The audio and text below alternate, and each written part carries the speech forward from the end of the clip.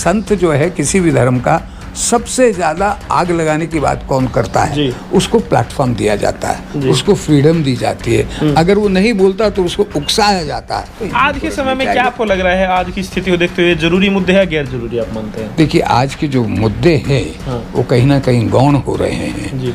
आम आदमी अपनी रोटी रोजी कमाने के लिए परेशान है कि आटे पर भी जीएसटी लगने जा रहा है या लग गया है, पता नहीं। तो मुझे किसी ने कल कहा, तो मैंने कहा फिर आटे पे लगी फिर बचा ही क्या? गरीबी की रेखा से उठना चाहिए। चंद लोगों को अगर आप फैसिलिटीज़ दे देते हैं, सफ़ेद पोश कहाँ जाएगा? सबसे ज़्यादा तो वो मर रहा है जो मिडिल क्लास है, जो एक कॉन्फिडेंस था, भाईचारा था, एक दूसरे के प्रति गले मिलना। इस ईद पे मैंने देखा है उस पर बड़ा फ़र्क पड़ा है। जिस तरह से हिंदू और मुस्लिम आपस में ईद मुबारक करते थे, गले से मिलते थे। नौकरियाँ नहीं हैं, प्राइवेट नौकरियाँ नहीं है, पढ़ लिख कर बच्चे 10-10 हज़ार रुपये की नौकरी कर रहे हैं, तो कितने दिन चलेगा? दोस्तों नमस्कार, मेरा नाम है अरुण और आप देख रहे हैं टाइम्स एक्सप्रेस। भारतीय सर्वधर्म संसद के राष्ट्रीय संयोजक सुशील जी महाराज हमारे साथ मौजूद हैं, इनसे बातचीत करेंगे। जिस तरीके से देश में नफरत का एक दौर चला आया है, इसको लेकर किस तरह से देखते हैं, क्योंकि लंबे समय से हिंदू मुस्लिम सिख ईसाई की जो एकता है उसका जो है ये सूत्रधार रही है और लंबे समय से लगातार काम करता है। इनसे बातचीत कर लेते हैं किस तरह से महाराज जी देख रहे हैं। सबसे पहले तो आपका स्वागत है टाइम्स एक्सप्रेस पे। आपका हार्दिक धन्यवाद। तो सर, जिस तरह के जो हालात पैदा हो रहे हैं, कैसे आप देख रहे हैं? श्रीलंका जो हमारा पड़ोसी देश है, वहाँ के जो राष्ट्रपति है गोटाबाया राजपक्षे, उनको जो है भागना पड़ा वहाँ से। वहाँ पर जो हालात पैदा हुए, जो महंगाई हुई, देश जो है पूरी तरह से कंगाल हो गया। लोगों के पास काम धंधा रोजगार नहीं है, महंगाई जो है चरम पर है, लोगों का जीना मुहार हो गया है। तो कैसे आप देख रहे हैं इस पूरी स्थिति को, और क्या ये संकट आने वाले समय में, कई लोग कह रहे हैं भारत के सामने भी है, क्योंकि जिस तरह से माहौल तैयार हो रहा है? देखिए, जो आस-पास जो पड़ोस में होता है उसका इफेक्ट कहीं ना कहीं पड़ोसी देश पर होता है। भारत एक बड़ा देश है, संपन्न राष्ट्र है, शक्तिशाली शासक है, एक बड़ी समृद्ध पार्टी है जिसका राज है, कैडर बेस पार्टी है। मगर उसके बाद भी जो पिछले कुछ समय से जो समर्थन इस सरकार को मिला, सबका साथ सबका विकास, उसमें हर वर्ग के भारतीय ने उसमें अपना सहयोग किया, उस पर विश्वास किया, और ये राष्ट्र ने बहुत तीव्र गति से अपनी जो भारत की इमेज है पूरी दुनिया में बन गई थी। अब कुछ समय से हम देख रहे हैं कि कुछ विवादाप्रस्त विचारधाराओं और बातों से एक नफरत प्रारंभ हुई जो हमारी भारत की संस्कृति नहीं है, न कभी थी। तो कब से हुई, आप ये भी क्लियर कीजिए, कब से हुई? अब कुछ समय लग रहा है, जो साल 2 साल से आप देख रहे हैं, धीरे धीरे उसका स्वरूप कम नहीं हुआ, बढ़ा है।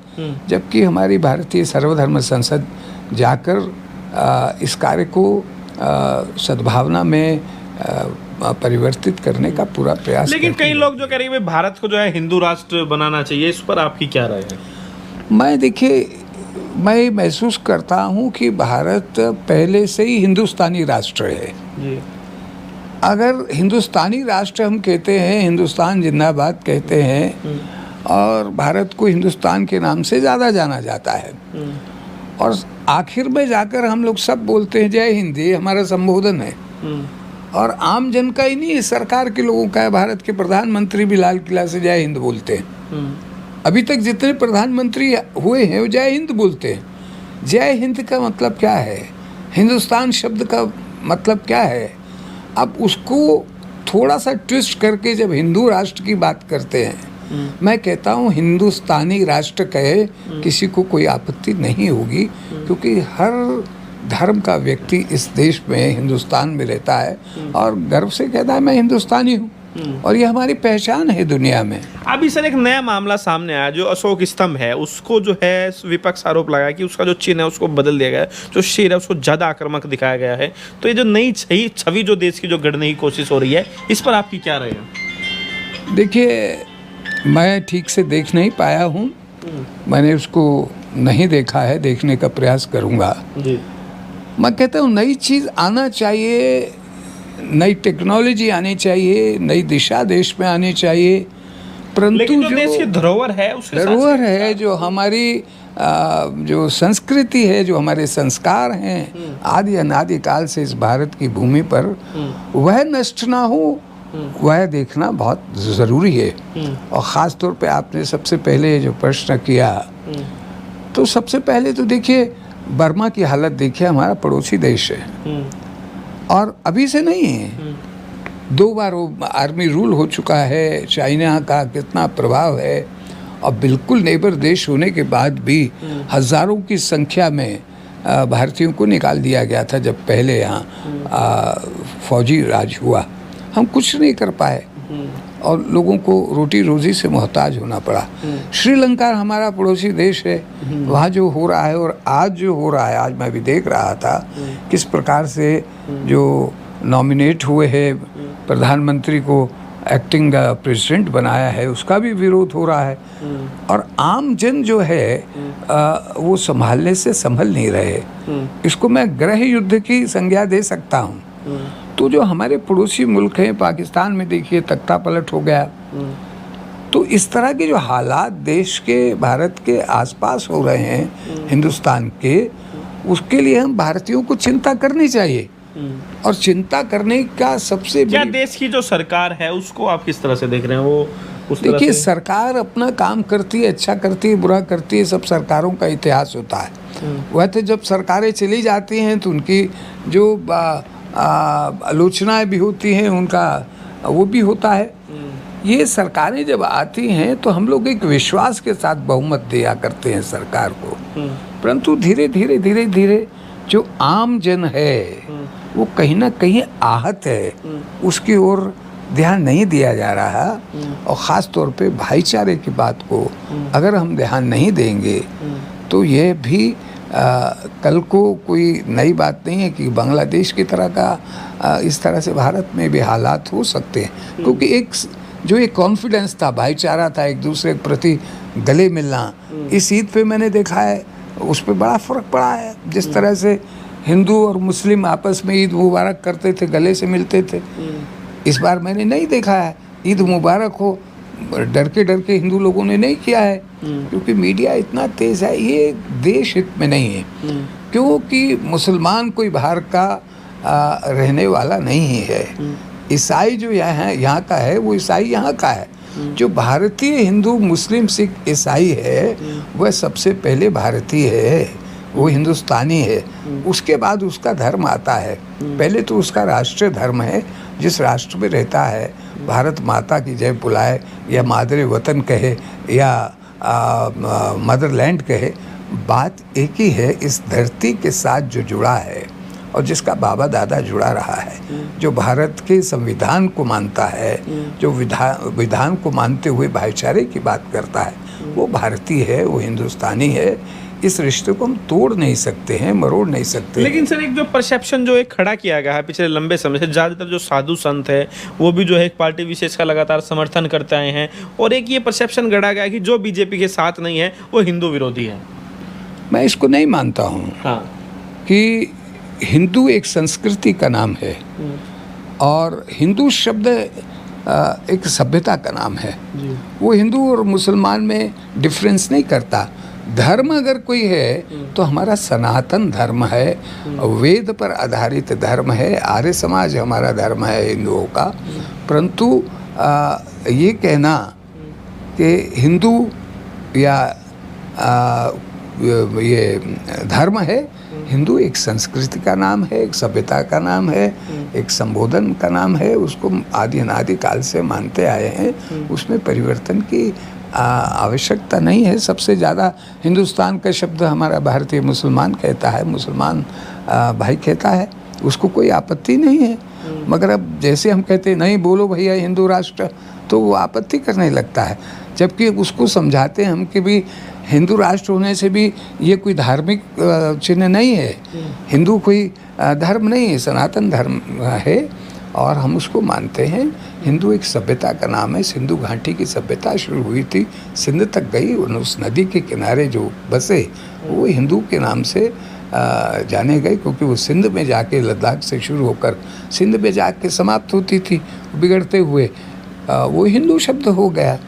ठीक है, जो सर्वधर्म संसद की आप लोगों ने शुरुआत की है उसका कितना प्रभाव आप देख रहे हैं? जो हालात बिगड़ रहे हैं, जो भाईचारा जो खराब हो रहा है, क्या कोशिशें आपकी है और किस तरह से आप काम कर रहे हैं? देखिए, हम 2006 से इस संसद का गठन हुआ था। हमारे आदरणीय स्वामी अग्निवेश जी, जिनका अब इस दुनिया में नहीं है, स्वर्गवास हो चुका है, वो बड़े बेबाक हिंदू नेता थे और सब धर्मों को साथ लेके चलते थे और सरकार के साथ भी संघर्ष करते थे।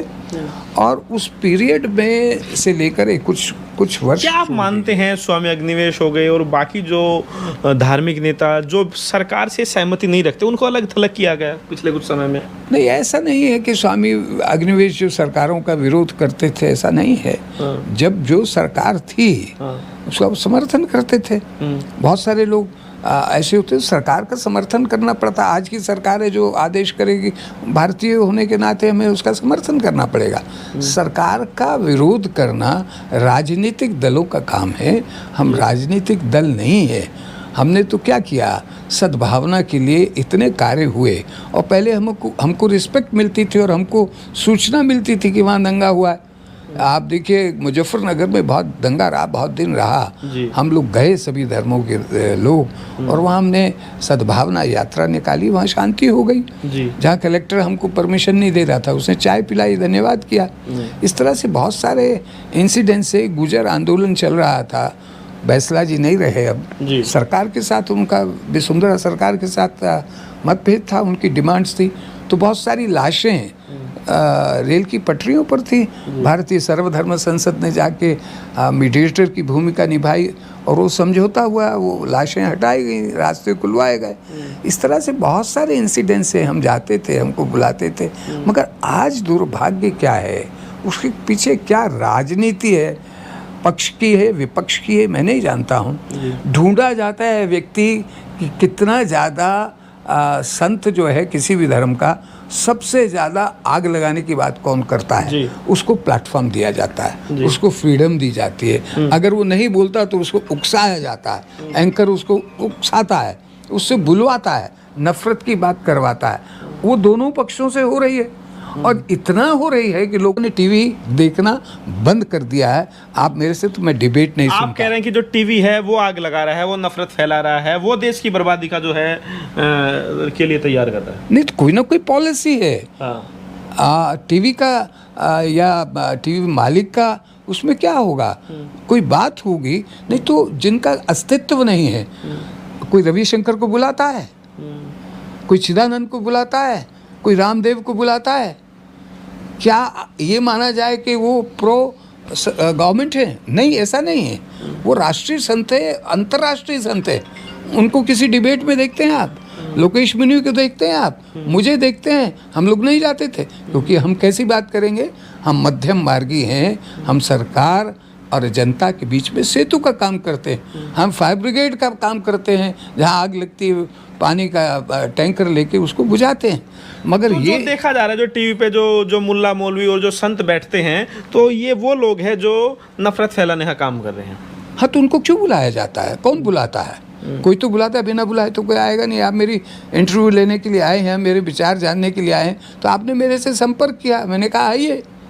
तो अगर हम जैसी विचारधारा के लिए जो बिगड़ती हुई व्यवस्था को, भाईचारे को फिर पटरी पर लाना चाहते हैं, उनके लिए सरकार को भी आमंत्रित करना चाहिए। डेढ़ घंटे से ज़्यादा प्राइम मिनिस्टर से हमारी बात हुई ऑनलाइन, मोदी जी के साथ, और सब धर्म के धर्म गुरुओं ने उनसे बात की ऑनलाइन, लंबी बात हुई, उन्होंने सुना, 1.5 घंटा सुना, अपने अपने सुझाव रखे हमने इन्हीं विषयों पर कि किस तरह से हम अमन चैन और अपने भाईचारे को वापस ला सकते हैं।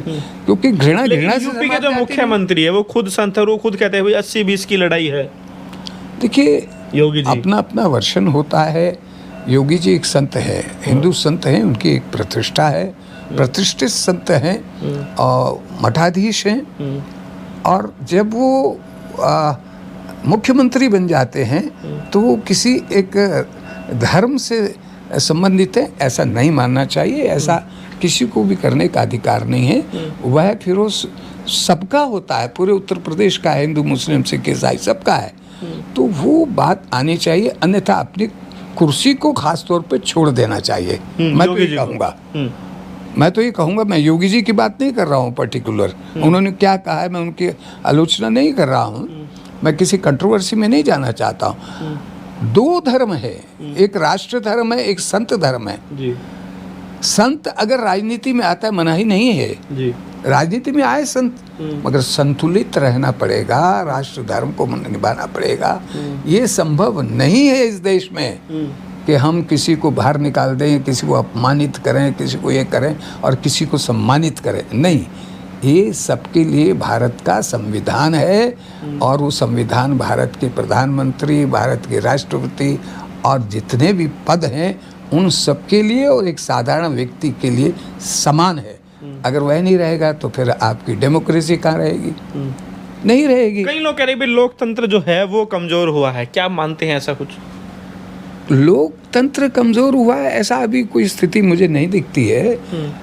लोगों को स्वतंत्रता अपनी बात करने की, अब मैं जो बात कर रहा हूँ उसके अलग अलग नतीजे निकाल सकते हैं, मगर मैं जो कह रहा हूँ मैं अपने दिल से, अपने हृदय से कह रहा हूँ। हो सकता है कल मेरे साथ कोई दुर्घटना हो जाए, मगर मैं एक ऐसा व्यक्ति हूँ कि ना मेरा कोई बैंक बैलेंस है, ना मेरा कुछ लेना देना है, तो मुझे भय नहीं है। तो मैं तो राष्ट्र की बात सोचता हूँ। मैं तो जो मेरी संस्कृति है आज तक कि यहाँ आर्य, शट, हून, फारसी और यहाँ अरबी आए, घुले मिले पर मिट न सके अपनी संस्कृतियों के साए। आखिरी सवाल मेरा आपसे है, राम मंदिर पर आपकी क्या टिप्पणी है? जो राम मंदिर है, बहुत अच्छा फैसला हुआ। राम मंदिर बहुत वर्षों से एक आस्था का प्रश्न था, हिंदू आस्था का, और उसके लिए प्राय संघर्ष चल रहा था दो समुदाय में। परंतु जब एक बात क्लियर हो गई कि दोनों समुदाय ने इस बात को मान लिया, जो सुप्रीम कोर्ट आदेश करेगा उसका पालन करेंगे, और ऐसा ही हुआ। लेकिन उसके बाद अब जो है हर मस्जिद के नीचे मंदिर ढूंढा जा रहा है, मस्जिद के नीचे शिवलिंग को ढूंढा जा रहा है। इस पर आपकी क्या राय है? क्योंकि बनारस में जिस तरीके से देखा गया, वहाँ पर जो ज्ञानव्यापी मस्जिद है वहाँ पे खुदाई शुरू हुई, वहाँ पर जो है जांच शुरू हुई, तो इसको लेकर आप कैसे? अब कहा जा रहा है कि भाई मथुरा, काशी के बाद जो है मथुरा की बारी है। देखिए, अगर आपने आदरणीय मोहन भागवत जी के विचार सुने हों, मैंने उनको सुना है, उन्होंने कहा है हर मस्जिद पर बनी हुई है इस तरह के शिवलिंग को मत ढूंढिए। बहुत सुंदर बात उन्होंने कही है। कुछ घटनाएं, दुर्घटनाएं इतिहास की हैं, उस समय जैसा रहा होगा उसको ठीक किया जा सकता है। जैसे राम मंदिर का मुद्दा बहुत बड़ा था, मगर कोई हल्ला गुल्ला नहीं हुआ और बिल्कुल शांतिपूर्वक वो फैसला माना गया और उसमें आज वो निर्माण हो रहा है। ज्ञानव्यापी पर आपके क्या विचार है? ज्ञानव्यापी पर अगर, क्योंकि अभी ये कोर्ट में है और जब सुप्रीम कोर्ट में मसला है कि कुछ भी कहना मेरे लिए उचित नहीं होगा, क्योंकि उस पर कार्रवाई चल रही है। क्या आपको लग रहा है कि देश में अब जो है हिंदू मुस्लिम मंदिर मस्जिद ही यही मुद्दे रह गए हैं? इस पर आपकी क्या राय है? इन मुद्दों को, मुद्दे बहुत समय से रहे हैं मगर तीव्र नहीं हुए हैं, बैलेंस होके रहे हैं। बैलेंस होने चाहिए, अपनी बात रखनी चाहिए, हिंदुओं की बातें। आज के समय में क्या आपको लग रहा है, आज की स्थिति को देखते हुए जरूरी मुद्दे हैं गैर जरूरी आप मानते हैं? देखिए, आज के जो मुद्दे हैं वो कहीं ना कहीं गौण हो रहे हैं जी। आम आदमी ये अपनी रोटी रोजी कमाने के लिए परेशान है जी। मैं हिंदू हूँ, ये मेरा हिंदू मंदिर है, यहाँ देवी देवता विराजमान है। अगर आप ये कहें कि मैं इस मंदिर की मेंटेनेंस नहीं कर पा रहा हूँ जी, तो मुझे कहीं से फंडिंग तो होती नहीं जी। मैं एक संत हूँ, सुबह शाम पूजा पाठ करता हूँ, कुछ कर्मकांडी ब्राह्मण हैं वो रहते हैं, लोग आते हैं, मगर इसका जो रख रखाव का खर्च है वह भी मुश्किल हो गया जी। लोग जो दान पुण्य करते थे कि कोई सीधा वगैरह देखे जाते थे, उसमें भी कठिनाइयाँ। बस पैसा होगा तभी जाके मंदिर में दान। वो लाते नहीं, कहाँ से आटा लाएं? पहले आटा आ जाता था, चीनी आ जाती थी, दाल आ जाती थी, लोग देते हैं, हमारी प्रथा है, सीधा हम बोलते हैं। अब नहीं आ रहा है उस तरह से, वो है ही नहीं है, लोगों के पास खुद नहीं है। लोग कहते हैं, हम कहते हैं भैया सहयोग क्या हुआ? कहले गुरुजी क्या करें, हमारे पास राशि नहीं है, सहयोग करें कैसे? तो अगर हिंदू मुस्लिम की बात कर रहे हैं तो भी हम तो कमजोर हो रहे हैं। जी मुझे मालूम नहीं है कि मुस्लिम कैसे चलते हैं, क्या उनका सिस्टम जी। है, मगर हिंदू तो इसी पे दान और दक्षिणा पे चलता है।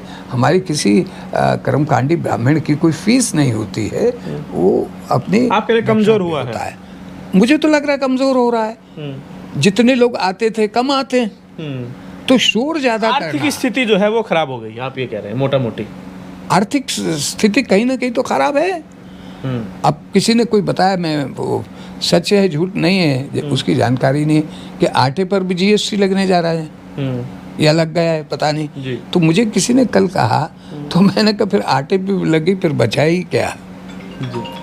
सरकार चलनी चाहिए, फंड्स आने चाहिए, मगर आम आदमी, आम जन है, वह गरीबी की रेखा से उठना चाहिए।